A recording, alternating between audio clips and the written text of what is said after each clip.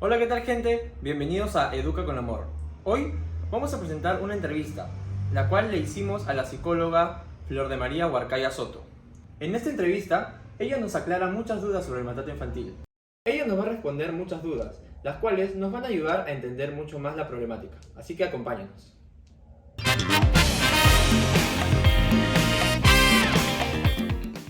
Hola, ¿qué tal? Bienvenidos a Educa con Amor. Les saluda Gianfranco Montoya y hoy vamos a tocar el tema del maltrato infantil.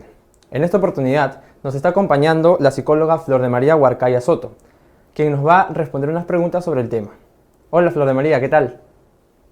Hola, Gianfranco, ¿qué tal? Buenas tardes. Un gusto estar aquí, gracias por la invitación y bueno, intentando ayudar en lo que pueda. Muchas gracias, Flor de María. En este caso vamos a comenzar. La primera pregunta es, ¿qué es el maltrato infantil? Claro. Bueno, cuando hablamos de maltrato, la Asociación Americana Médica indica de que el maltrato es todo acto o consecuencia intentando dañar la salud o bienestar de alguien, ¿no? Es donde se hace uso explícito de la violencia y la agresión. Cuando hablamos de maltrato infantil, nos estamos refiriendo a justamente que ese maltrato va dirigido hacia los infantes. Además, también ellos se encuentran en una posición de vulnerabilidad, por lo cual la persona que ejerce el maltrato se entiende que hace uso indebido de su poder, ¿no? O de la posición que tiene como cuidador, como de repente familiar, o como de repente incluso profesor o alguna persona que está al cuidado del pequeño, para colocar en una posición de riesgo al infante. Claro, muchos padres están equivocados, ¿no? En ese caso de Ujú. la responsabilidad que tienen ante un niño.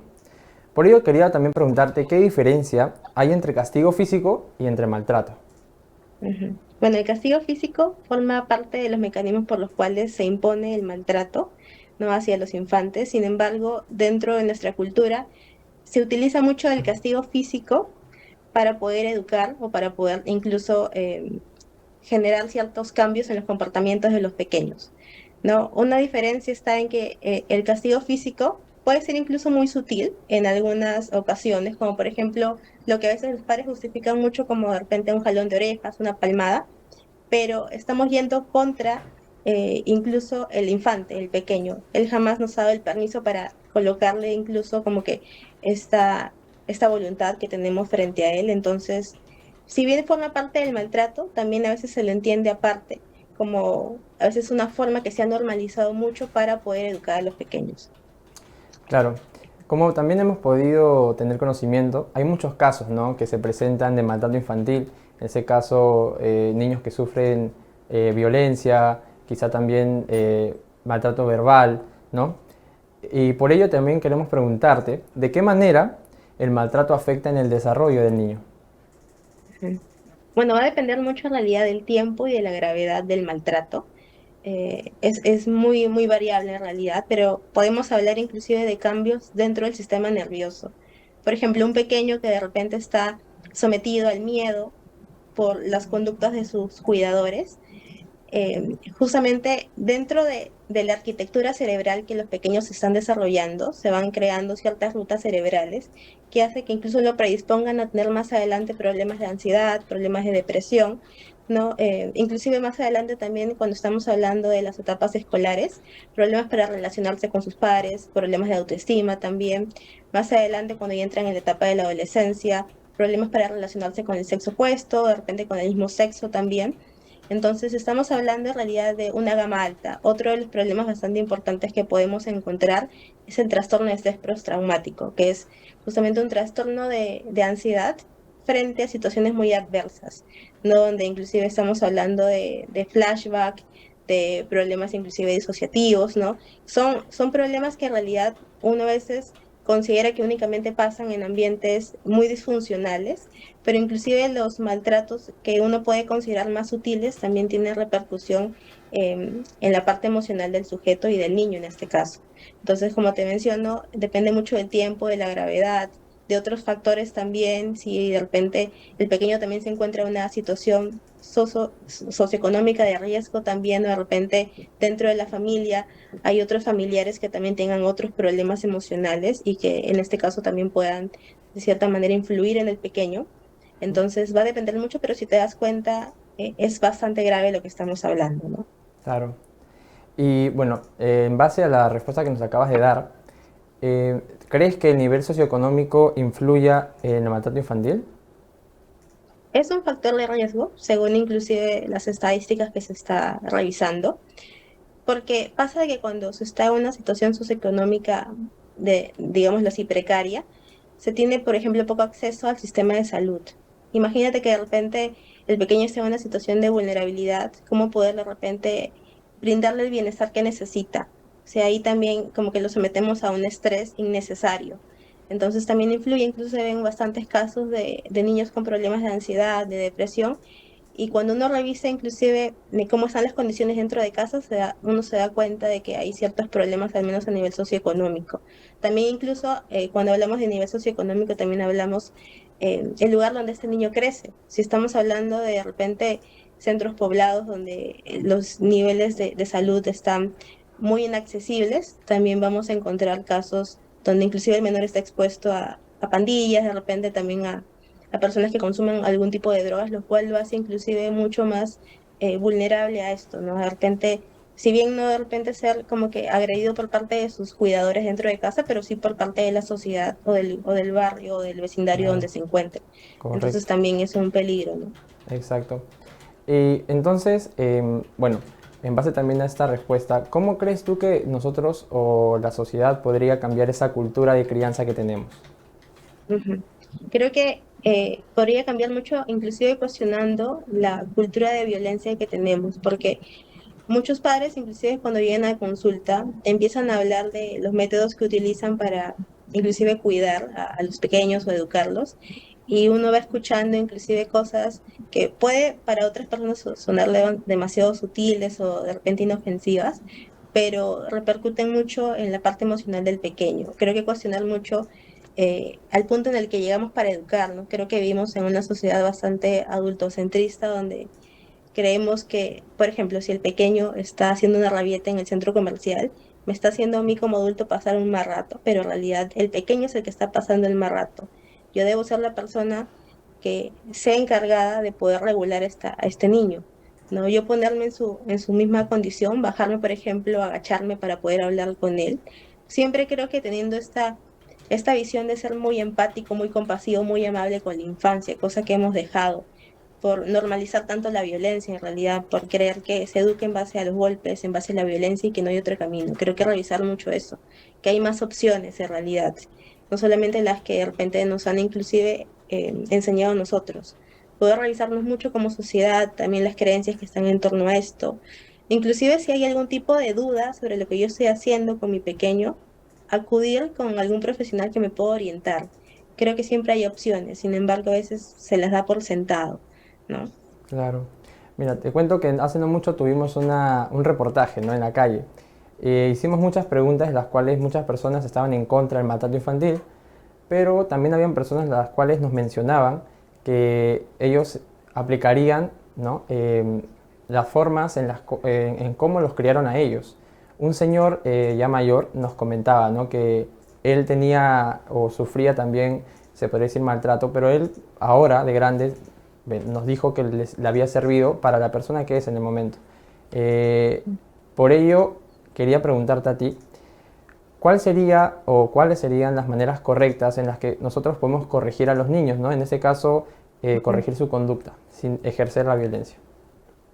Bueno, primero justamente mencionando lo que tú estabas relatando, creo que una de las consecuencias que más se queda grabado cuando uno es víctima de maltrato infantil es la normalización de la violencia dentro de la educación, ¿no? Lo que podríamos hacer en todo caso para poder educar sin tener que recurrir a la violencia como único medio para el cual poder educar a mi hijo, podría ser inclusive este siendo bastante, como te decía, empático con el pequeño, o sea, siendo bastante compasivo con cada etapa de su vida, inclusive por informarme, o sea, cada etapa que trae. También creo que siendo bastante realista, creo que a veces creemos que porque estoy brindando educación, alimentación, vivienda, mi hijo por ende tiene que darme buenos comportamientos, sin embargo, eso es completamente falso. Hay muchas cosas que son bastante esperables y bastante normales dentro de cada etapa y creo que también ser bastante realista con eso, tener bastante presente que ser un cuidador es bastante complejo y es una tarea para la cual uno debe estar preparado. Creo que el primer paso es poder revisarse uno mismo si realmente puede con esa carga y con esa responsabilidad. Y si lo estoy, genial, poder quizás aventurarme en lo que es la paternidad o la maternidad, pero si no, realmente poder al menos dudar un poco de eso, ¿no? Y otras cosas que realmente se podrían hacer es poder eliminar el castigo por completo de los métodos que yo tengo para educar.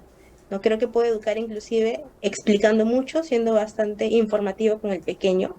No subestimarlos. Creo que a veces subestimamos mucho la capacidad del infante y no explicamos muchas cosas porque creemos de que no lo va a entender.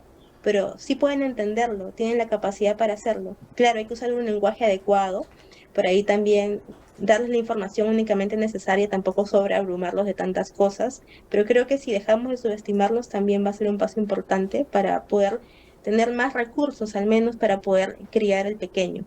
¿No? Creo que eso es un paso bastante importante. ¿No? Por ahí también quizás para ahí usar otros sistemas de recompensas, ¿no? Para poder colocar quizás o instaurar en el pequeño comportamientos un poco más asertivos, un poco más adecuados también, pero creo que la clave también está en ser bastante realista. No va a ser fácil, ¿no? Es muy complicado. Claro, como mencionas, es una gran responsabilidad traer a un niño al mundo, ¿no? Y se tiene que estar preparado para poder ejercer eh, una buena crianza y no caer en esta rueda que queremos romper, ¿no? Del maltrato. Bueno, muchas gracias, Flor, por tu tiempo, de verdad. Gracias por la entrevista que nos has dado. Nos estás aclarando muchas dudas que quizás muchas personas necesitaban, ¿no? En ese caso, ya para cerrar también la entrevista, después de todo lo que nos acabas de mencionar, ¿no? Que son maneras correctas en las que podíamos aplicar para la crianza de un niño, quería preguntarte, el diálogo es muy importante para la crianza de los niños. Hay muchos padres quizá que no sepan cómo poder corregir, ¿no? La conducta de un niño y puedan, eh, no sé, elegir, en este caso, la violencia o el maltrato. ¿Qué les recomendarías a estos padres para que no elijan esto? Yo creo que ser bastante compasivos, o sea, creo que tratar con mucha dignidad, ¿no? Cosa que a veces no hacemos y por esa razón terminamos eligiendo la violencia como único recurso para poder educar al menor. No creo que incluso, como te decía, o sea, bajarse la distancia al pequeño, o sea, sentarme en el piso inclusive para hablar con él y explicarle, no tomarlo todo por sentado o simplemente quedarme con lo superficial. Por ejemplo, si veo que mi pequeño de repente está haciendo un berrinche en el centro comercial, creo que a veces lo primero que como padres pensamos es qué vergüenza, él no debería comportarse así, y me quedo con eso, ¿no? Que me está queriendo chantajear con tal que le compre el dulce que quiere, pero va mucho más allá. Por ejemplo, en estos casos realmente, como te decía, bajarme en la posición del pequeño y realmente preguntarme por qué se está comportando así. De repente hay algo que él todavía no comprende y que sería bueno que yo se le explique, tomarlo como una oportunidad para poder quizás informar, hacerle entender alguna cosa importante, siempre con mucha compasión, ¿no? Tratando a esta persona con mucha dignidad, como te decía, ¿no? O sea, es una vida humana que merece mucho respeto, no dárselo todo por sentado, ¿no? O sea, creo que establecer una relación sana con tu hijo va a implicar muchísimas cosas, revisarte a ti mismo, revisar de repente cómo te han criado a ti, ¿no? Poder buscar también apoyo profesional, si en caso te hacen falta algunas herramientas, también poder hacerlo. Creo que nunca dar como que por sentado eso, que nunca está de más poder preguntarle a alguien cuáles son de repente los recursos necesarios de acuerdo a cada caso, porque cada niño es diferente, también cada familia funciona completamente distinta. Entonces también es importante como que algo mucho más específico para cada caso. Quizás de manera general te podría decir eso, un poco para quizás invitarnos a cuestionar también lo que estamos haciendo y si en caso también nosotros presenciemos quizás dentro de nuestras personas más cercanas que de repente alguno de nuestros familiares está de repente ejerciendo la violencia, también poder incluso nosotros preguntarnos qué podemos hacer aquí en nuestra posición, si no somos padres, quizás al menos un poco para informarles lo que ya sabemos o lo que hemos estado también escuchando el día de hoy, ¿no? Y puede hacer también un cambio a nivel más grande, ¿no? Entonces también podría ser una gran sugerencia para que lo puedan tomar en cuenta el día de hoy. Correcto, Flor. De verdad, muchas gracias por esta entrevista, por toda esta Ujú. información que nos has brindado. Así hemos estado más en contexto y hemos podido saber qué podemos hacer ante el maltrato también cómo podemos evitarlo, ¿no? De verdad, muchas gracias por tu tiempo. Gracias a ti por la invitación. Un gusto. Bueno, gente, muchas gracias por estar aquí con nosotros. Esperamos esta información les haya servido para que ustedes puedan ejercer una buena crianza ante sus niños, ¿no? No está de más también recomendarles aplicar o acudir a un psicólogo, en este caso profesionales, los cuales nos puedan orientar para para no caer en el maltrato infantil. Muchas gracias y esto ha sido Educa con Amor.